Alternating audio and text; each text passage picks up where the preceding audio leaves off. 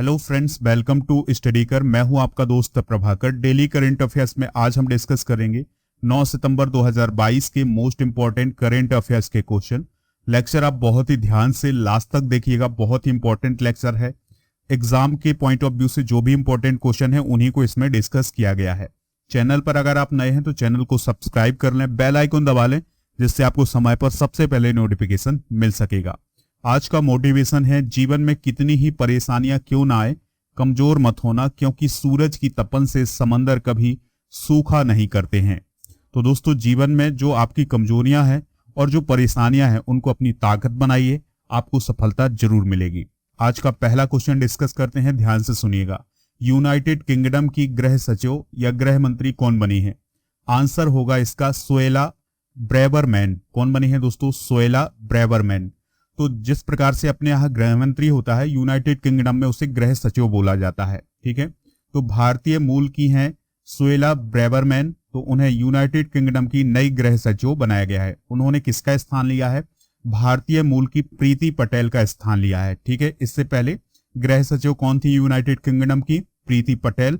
और अब कौन हो गई हैं? Suella Braverman. ठीक है, बोरिस जॉनसन के नेतृत्व वाली पिछली सरकार में अटॉर्नी जनरल के रूप में काम कर चुकी हैं कौन? Suella Braverman. ठीक है दोस्तों, यहां पर ऑप्शन हम देख लेते हैं। जैसे लिज ट्रस का नाम आया है, तो ये प्राइम मिनिस्टर बनी है अभी यूनाइटेड किंगडम की। किसकी जगह? बोरिस जॉनसन की जगह। प्रीति पटेल गृह मंत्री रह चुकी हैं यूनाइटेड किंगडम में बोरिस जॉनसन की सरकार में। और कैटलिन नोवाक जो है वो हंगरी की प्रेसिडेंट है। ठीक है, तो ये चार ऑप्शन है, तो इनको भी हमने डिस्कस कर लिया है। अगला क्वेश्चन है, सुभाष चंद्र बोस का स्टैचू और सेंट्रल विस्टा एवेन्यू का उद्घाटन किसने किया है? इंपॉर्टेंट क्वेश्चन है बहुत ही। तो दोस्तों, सुभाष चंद्र बोस स्टैचू और सेंट्रल विस्टा एवेन्यू का उद्घाटन किसने किया है? नरेंद्र मोदी जी ने। ठीक है, तो दिल्ली में 8 सितंबर 2022 को कर्तव्य पथ का भी उद्घाटन किया गया है। सेंट्रल विस्टा एवेन्यू का उद्घाटन किया गया है। इसके अलावा इंडिया गेट पर सुभाष चंद्र बोस का स्टैचू भी लगाया गया है। ठीक है दोस्तों, और ये जो सुभाष चंद्र बोस का स्टैचू लगाया गया है ये 28 फीट ऊंचा है। और जो राजपथ था उसको कर्तव्य पथ भी किया गया है। 19 महीने तक लगातार काम हुआ है, जिससे जो सेंट्रल विस्टा एवेन्यू है वो तैयार हुआ है। चलिए अब हम देख लेते हैं कि ये सेंट्रल विस्टा एवेन्यू कहाँ है। देखिए, अभी हमने सुभाष चंद्र बोस स्टैचू की बात की है, तो ये है हमारा इंडिया गेट। और यहाँ पर दोस्तों सुभाष चंद्र बोस का स्टैचू लगाया गया है। और ये है, दिखाई दे रहा है, ये है क्या? राष्ट्रपति भवन। तो देखिए, जो ये पूरा इंडिया गेट से और ये सुभाष चंद्र बोस स्टैचू से लेकर के और ये राष्ट्रपति भवन तक का जो मार्ग है, ये क्या कहलाता था पहले? राजपथ। अब क्या कहलाएगा? कर्तव्य पथ कहलाएगा। और ये पूरा जो एरिया है, ठीक है, राष्ट्रपति भवन और ये इंडिया गेट तक का जो पूरा एरिया है, इसे क्या बोला जाता है? सेंट्रल विस्टा बोला जाता है। ठीक है, अब आप समझ गए होंगे, सेंट्रल विस्टा इस पूरे एरिया को बोला जाता है, जिसमें कई मंत्रालय हैं, जैसे प्रधानमंत्री भवन भी है, मतलब जहां प्रधानमंत्री का भवन है, उपराष्ट्रपति का भवन है, तो ये सभी यहाँ पर स्थित हैं। तो इस पूरे एरिया को सेंट्रल विस्टा बोला जाता है। और ये जो सड़क है इसका नाम कर्तव्य पथ किया गया है। और ये जो स्थान है यहाँ पर सुभाष चंद्र बोस का स्टैचू लगाया गया है। ठीक है, अब आप समझ गए होंगे। तो इस पूरे एरिया का जो उद्घाटन है अभी हाल ही में किसने किया है? प्रधानमंत्री नरेंद्र मोदी जी ने किया है। देखिए, चलिए इसकी कहानी थोड़ा सा समझ लेते हैं। 1911 में बंगाल में विरोध बढ़ने पर किंग जॉर्ज पंचम ने भारत की राजधानी कलकत्ता से दिल्ली शिफ्ट की थी। और दिल्ली में सेंट्रल विस्टा बनाने का जो जिम्मा था वो मशहूर आर्किटेक्ट एडविन लुटियंस और हर्बर्ट बेकर को मिला था। और 1931 में ये बनकर तैयार हो गया था और इसका उद्घाटन किया गया था 1931 में। ठीक है, किसका? सेंट्रल विस्टा का। फिर इसके बाद जब मोदी गवर्नमेंट आई तो 2020 में क्या किया गया कि इसका ये जो सेंट्रल विस्टा है इसका रीडेवलपमेंट प्रोजेक्ट शुरू किया गया। ठीक है, यानी कि यहाँ पर नया कंस्ट्रक्शन होगा, कुछ नई चीजें बनेगी। ठीक है, और जो हमारा संसद भवन है वो भी नया बन रहा है। किसके आधार पर बन रहा है? सेंट्रल विस्टा प्रोजेक्ट के तहत बन रहा है। ठीक है, तो जो रीडेवलपमेंट प्रोजेक्ट है सेंट्रल विस्टा का, इसको किसने डिजाइन किया है? डॉक्टर बिमन पटेल ने।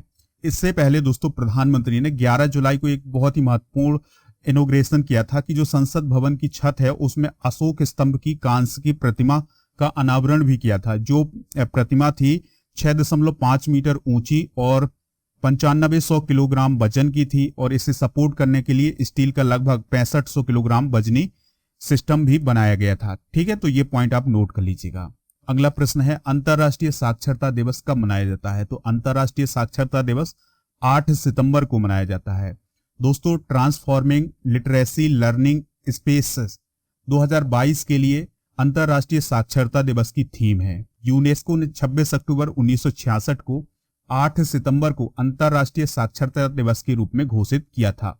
दोस्तों, अंतर्राष्ट्रीय साक्षरता दिवस पहली बार 1967 में मनाया गया था। दोस्तों, 5 सितंबर को हमने कौन सा दिवस मनाया है? तो राष्ट्रीय शिक्षक दिवस मनाया है। कौन सा दिवस मनाया है? राष्ट्रीय शिक्षक दिवस। और अंतर्राष्ट्रीय साक्षरता दिवस 8 सितंबर को मनाया है। अगला प्रश्न है बीसीसीआई के टाइटल स्पॉन्सर के रूप में पेटीएम की जगह किसने ली है? तो बीसीसीआई का जो टाइटल स्पॉन्सर है अब कौन बन गया है? मास्टर कार्ड बन गया है। कौन बन गया है दोस्तों? मास्टर कार्ड बन गया है। तो अमेरिका की वित्तीय कंपनी का नाम है मास्टर कार्ड। आपने एटीएम देखा होगा और एटीएम में मास्टर कार्ड लिखा रहता है। ठीक है, तो वित्तीय लेन देन में सहायता करता है कौन? Master card. तो मास्टर कार्ड ने बीसीसीआई के टाइटल स्पॉन्सर के रूप में पेटीएम की जगह ली है। इसके साथ मास्टर कार्ड भारत में होने वाली जो अंतरराष्ट्रीय मैच होंगे, चाहे वो महिला हो चाहे पुरुष हो, उनका टाइटल स्पॉन्सर होगा। यानी कि जो खिलाड़ी होंगे क्रिकेट के, अब उन पर पेटीएम की जगह क्या लिखा रहेगा? मास्टर कार्ड लिखा रहेगा। इसमें दोस्तों ईरानी ट्रॉफी में भी यही काम करेगा, दिलीप ट्रॉफी, रणजी ट्रॉफी, तो जितनी भी घरेलू ट्रॉफियां हैं उनमें बीसीसीआई का टाइटल स्पॉन्सर कौन होगा? मास्टर कार्ड होगा। ठीक है, और आपको एक बात और पता चल गई कि जो ईरानी ट्रॉफी है, दिलीप ट्रॉफी है, रणजी ट्रॉफी है, ये सभी क्रिकेट से रिलेटेड है। बीसीसीआई की बात आई है तो इससे रिलेटेड कुछ इंपॉर्टेंट फैक्ट डिस्कस करते हैं। इसकी स्थापना 1928 में की गई थी। हेडक्वार्टर वानखेड़े स्टेडियम मुंबई में है। प्रेसिडेंट सौरभ गांगुली हैं। सीईओ हैं हेमंग अमीन हैं। वाइस प्रेसिडेंट हैं राजीव शुक्ला। सेक्रेटरी हैं जय शाह। और पुरुषों की टीम के कोच हैं राहुल द्रविड़ और वुमेन्स टीम के कोच हैं रमेश पवार। दोस्तों, एक्स्ट्रा नॉलेज में आज हम राज्यों के राज्यपाल डिस्कस करने वाले हैं। आंध्र प्रदेश के राज्यपाल हैं विश्वभूषण हरिचंदन। अरुणाचल प्रदेश के बीडी मिश्रा। असम के प्रोफेसर जगदीश मुखी हैं। बिहार के फागू चौहान। छत्तीसगढ़ के अनसुईया उइके। गोवा के पीएस श्रीधरन पिल्लई। गुजरात के आचार्य देवव्रत। हरियाणा के कौन है? बंडारू दत्तात्रेय। हिमाचल प्रदेश के राजेंद्र विश्वनाथ अर्लेकर। झारखंड के रमेश बैस। कर्नाटक के थावरचंद गहलोत और केरल के आर मोहम्मद खान। ठीक है, तो ये पॉइंट आप नोट कर लीजिएगा। एक और बात है दोस्तों कि अगर आप इस लेक्चर का पीडीएफ प्राप्त करना चाहते हैं तो पीडीएफ मिलेगा आपको हमारे ऐप पर। ऐप का लिंक डिस्क्रिप्शन में है, तो वहां से डाउनलोड कर लें, या फिर आप गूगल प्ले स्टोर से भी डाउनलोड कर सकते हैं। गूगल प्ले स्टोर पर आपको स्टडी कर सर्च करना है। जैसे ही आप स्टडी कर सर्च करेंगे तो आप ऐप डाउनलोड कर लें। इसके बाद स्टडी मटेरियल पर जाएंगे तो आपको पीडीएफ मिल जाएगा। इसके अलावा दोस्तों इसका टेस्ट भी मिल जाएगा। तो टेस्ट और पीडीएफ के लिए आप ऐप डाउनलोड जरूर करें। अगला क्वेश्चन है उमेश कट्टी किस राज्य के मंत्री थे जिनका हाल ही में निधन हो गया? तो दोस्तों उमेश कट्टी जो थे वो कर्नाटक के मंत्री थे, उनका हाल ही में निधन हो गया। तो कर्नाटक के खाद्य एवं आपूर्ति मंत्री और वन मंत्री थे उमेश कट्टी, तो उनका हार्ट अटैक की वजह से निधन हो गया है। और वो हुक्केरी विधानसभा क्षेत्र से 8 बार के विधायक रह चुके हैं। अगला क्वेश्चन है वेरी वेरी इंपॉर्टेंट क्वेश्चन है दोस्तों, आप इसमें डबल स्टार लगाइएगा, ट्रिपल स्टार लगाइएगा, क्योंकि ये क्वेश्चन जरूर पूछा जाएगा एग्जाम में। एलिजाबेथ द्वितीय किस देश की महारानी थी जिनका हाल ही में निधन हो गया है? तो दोस्तों आप सभी को पता है एलिजाबेथ द्वितीय यूनाइटेड किंगडम की महारानी थी जिनका हाल ही में निधन हो गया है। बकिंगम पैलेस से क्वीन एलिजाबेथ द्वितीय की निधन की घोषणा कर दी गई है। दोस्तों वहां का जो पैलेस है बकिंगम पैलेस कहा जाता है, जो एक प्रकार से महल बोला जाता है। तो वहां से एक सूचना जारी की गई है कि जो एलिजाबेथ द्वितीय है अब वो इस दुनिया में नहीं है। वो 96 साल की थी। कितनी थी दोस्तों? 96 साल की थी एलिजाबेथ द्वितीय। निधन हो गया है उनका। और उन्होंने जो ब्रिटेन है उस पर 70 साल 7 महीने शासन किया है। देखिए दोस्तों इतना लंबा शासन, 70 साल 7 महीने, 75 साल भारत की स्वतंत्रता के हुए हैं और 70 साल एलिजाबेथ द्वितीय ने पर शासन किया है। एलिजाबेथ द्वितीय 1952 में ब्रिटेन की महारानी बनी और 16 महीने बाद जून 1953 में उनकी ताजपोशी की गई थी। महारानी की मौत के बाद सबसे बड़े बेटे जो हैं प्रिंस चार्ल्स, वो ब्रिटेन के सम्राट होंगे। अब एलिजाबेथ द्वितीय की तो मौत हो गई है, अब जो उनके बेटे हैं प्रिंस चार्ल्स वो ब्रिटेन के सम्राट बनेंगे। चलिए दोस्तों, ये देखिएगा, ये है एलिजाबेथ द्वितीय। एलिजाबेथ द्वितीय का जो जन्म है वो 21 अप्रैल 1926 को हुआ था। उनका राज्याभिषेक 2 जून 1953 को हुआ था। उनके पति कौन थे, यानी उनके जीवन साथी कौन थे? तो प्रिंस फिलिप थे, जिनकी हाल ही में कुछ समय पहले मृत्यु हुई थी। उन्होंने ब्रिटेन की महारानी के रूप में 70 साल 7 महीने राज्य किया है, जो कि अब तक का सबसे लंबा कार्यकाल है। यानी कि कोई भी व्यक्ति ने इतना लंबा शासन नहीं किया है जितना एलिजाबेथ द्वितीय ने किया है। 70 साल 7 महीने उन्होंने शासन किया है। देखिए दोस्तों, वो United Kingdom, Canada, Australia, New Zealand, Jamaica, Barbados, Bahamas, Grenada, Papua New Guinea, Solomon द्वीप समूह, Tuvalu, Saint Lucia, Saint Vincent और ग्रेनाडाइंस, बेलीज, एंटीगुआ, बारमूडा और सेंट किट्स और नेविस की महारानी रह चुकी थी। यानी कि ये इन देशों की महारानी थी। और अब कुछ तो देश इनसे अलग हो गए हैं। अभी वर्तमान में वो 14 देशों की महारानी थी। ठीक है, ये पॉइंट आप नोट कर लीजिएगा। अगला प्रश्न है, मंथन नामक 3 दिवसीय सम्मेलन का उद्घाटन कहाँ किया गया है? इंपॉर्टेंट क्वेश्चन है। तो इसका आयोजन बेंगलुरु में किया गया है। कहां पर किया गया है? बेंगलुरु में। तो उद्घाटन किसने किया है? नितिन गडकरी ने किया है।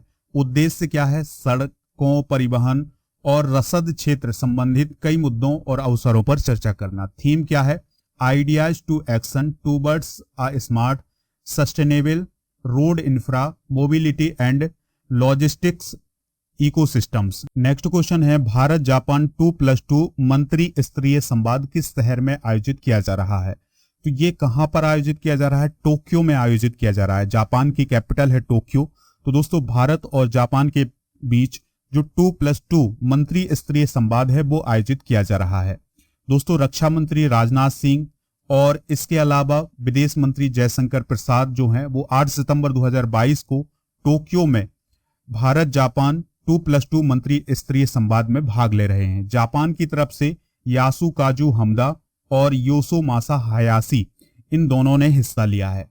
ठीक है दोस्तों, 2+2 मंत्री स्तरीय का मतलब यह है कि 2 मंत्री इस तरफ से और 2 मंत्री उस तरफ से। तो इन दोनों मंत्रियों के बीच में चर्चाएं होंगी। ठीक है, विभिन्न मुद्दों को लेकर।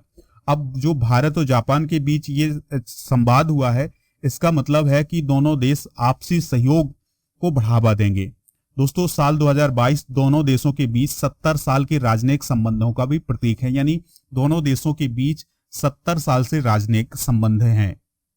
अगला प्रश्न है, नीले आसमान के लिए स्वच्छ हवा के अंतर्राष्ट्रीय दिवस को कब मनाया जाता है? तो आंसर है इसका 7 सितंबर को। तो नीले आसमान के लिए स्वच्छ हवा के लिए अंतर्राष्ट्रीय दिवस कब मनाया जाता है? 7 सितंबर को मनाया जाता है। थीम क्या है? The air we share. क्या है दोस्तों? The air we share. इस दिन को संयुक्त राष्ट्र महासभा के द्वारा 2019 में नॉमिनेट किया गया था और पहली बार यह 7 सितंबर 2020 को मनाया गया था। ठीक है, तो नीले आसमान के लिए स्वच्छ हवा के लिए अंतरराष्ट्रीय दिवस जो है वो मनाया जाता है 7 सितंबर को। पहली बार 2020 में मनाया गया था। हमारे स्वास्थ्य और दैनिक जीवन में स्वच्छ हवा के महत्व को प्रदर्शित करने के लिए ही यह दिवस मनाया जाता है। अगला प्रश्न है, मलेशिया शतरंज प्रतियोगिता में अनिष्का बियानी ने कौन सा पदक जीता है? दोस्तों, अनिष्का बियानी की उम्र आप पता करिएगा, 6 वर्ष है। कितनी है? 6 वर्ष। और 6 वर्ष में उन्होंने गोल्ड मेडल हासिल किया है। तो मलेशिया शतरंज प्रतियोगिता में अनिष्का बियानी ने गोल्ड मेडल हासिल किया है। ठीक है दोस्तों, तो ये पॉइंट आप नोट कर लीजिएगा। तो 6 साल की अनिष्का बियानी ने कुआलालंपुर में मलेशिया आयु वर्ग रैपिड शतरंज चैंपियनशिप में गोल्ड मेडल हासिल किया है, यानी स्वर्ण पदक हासिल किया है।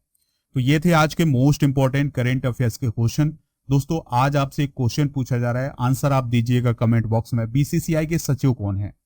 ठीक है, तो इसका जवाब आप कमेंट बॉक्स में दीजिएगा। पीडीएफ डाउनलोड करना हो तो ऐप पर चले जाइएगा। ऐप का लिंक डिस्क्रिप्शन में है, तो वहां से आप ऐप पर जाएंगे तो जैसे ही आप स्टडी मटेरियल पर क्लिक करेंगे तो आपको पीडीएफ मिल जाएगा। ठीक है, और हमारे एप्लीकेशन पर मंथली करेंट अफेयर्स, देखिए अगस्त का भी मंथली करेंट अफेयर्स आ गया है, तो उसका पीडीएफ डाउनलोड कर लीजिएगा। इसके अलावा जो हाल ही में नियुक्तियां हुई हैं तो उनका भी पीडीएफ मिल जाएगा आपको। इसके अलावा साइंस की 1000 से अधिक प्रश्न है, उसका पीडीएफ मिल जाएगा। तो इन सभी को डाउनलोड कर लीजिएगा। लेक्चर पसंद आया हो तो लाइक कर दें, शेयर कर दें सभी दोस्तों को, सभी सोशल मीडिया प्लेटफॉर्म पर। जय हिंद, वंदे मातरम।